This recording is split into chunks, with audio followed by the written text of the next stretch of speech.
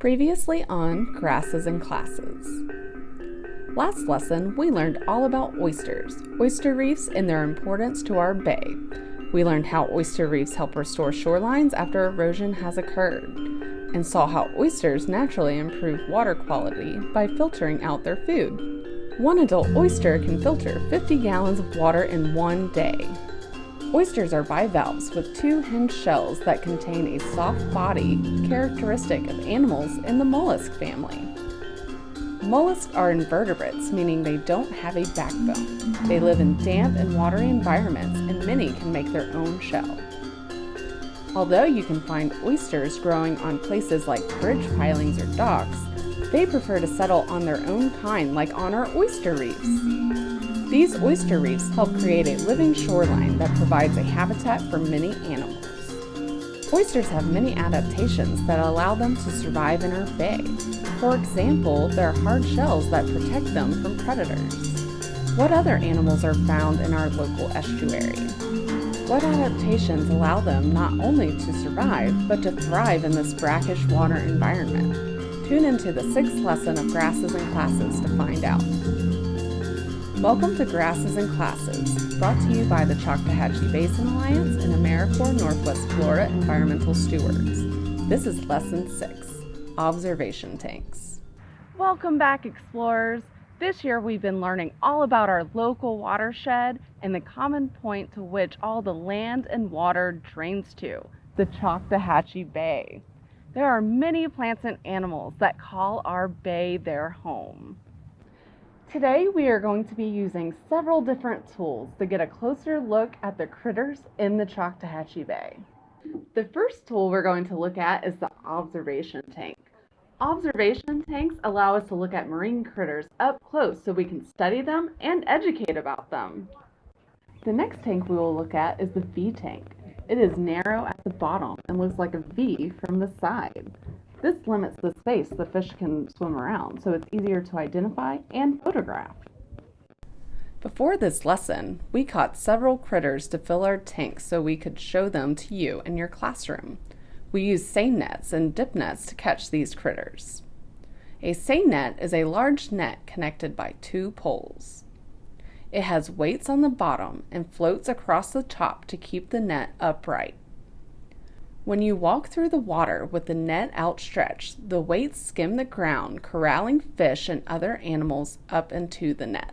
We also use small dip nets to scoop critters up from the seine net into the observation tanks. Don't worry, the critters don't get hurt, and when we're done observing them, we'll release them. Before we look at adaptations of critters in our bay, let's review what adaptations are. An adaptation is the way a plant or animal has changed in order to survive. Plants and animals use different adaptations to be able to withstand change, catch food, escape predators, and more. What are some examples of adaptations?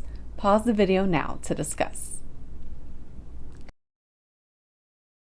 Spartina alterniflora has adapted to excrete salt from its leaves in order to cope with changing salinity levels. And oysters have adapted to their environment by having gills that help them breathe underwater. This is a type of environmental adaptation. Other animals have adapted the feature of camouflage in order to blend into different environments. One special type of camouflage used by both marine and land animals in our watershed is called countershading.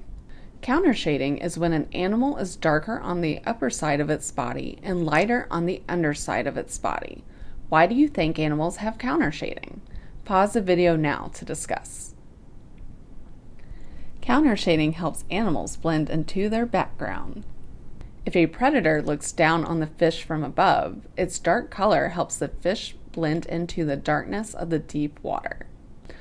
Looking at it from below, the light color helps the fish blend into the light coming from the surface.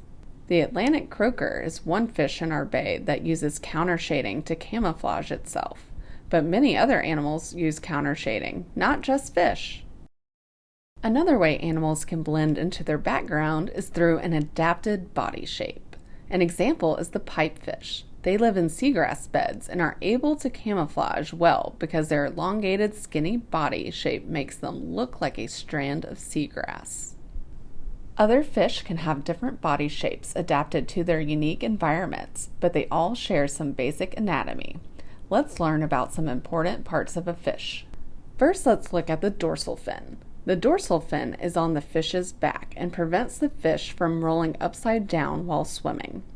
One fish commonly found in our bay with a unique dorsal fin is the pinfish. Its dorsal fin is sharp and has pointy spikes that can be painful to predators. This is an example of a defensive adaptation that helps the pinfish protect itself. Next is the caudal fin.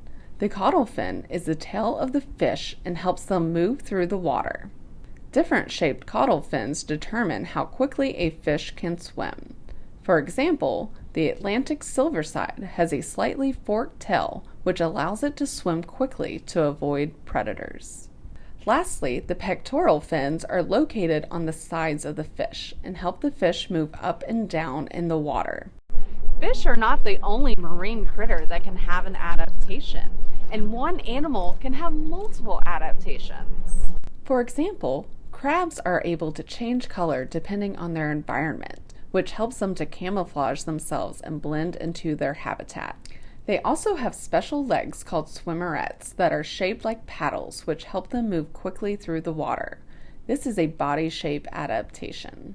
Their claws are an example of a defensive adaptation. They use them to fend off predators and protect themselves. And finally, for their environmental adaptation, they have gills that help them breathe underwater, just like our fish and oysters.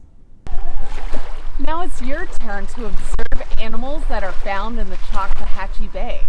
Look closely and see if you can find any of the adaptations we discussed earlier. Maybe you'll even find adaptations we didn't discuss.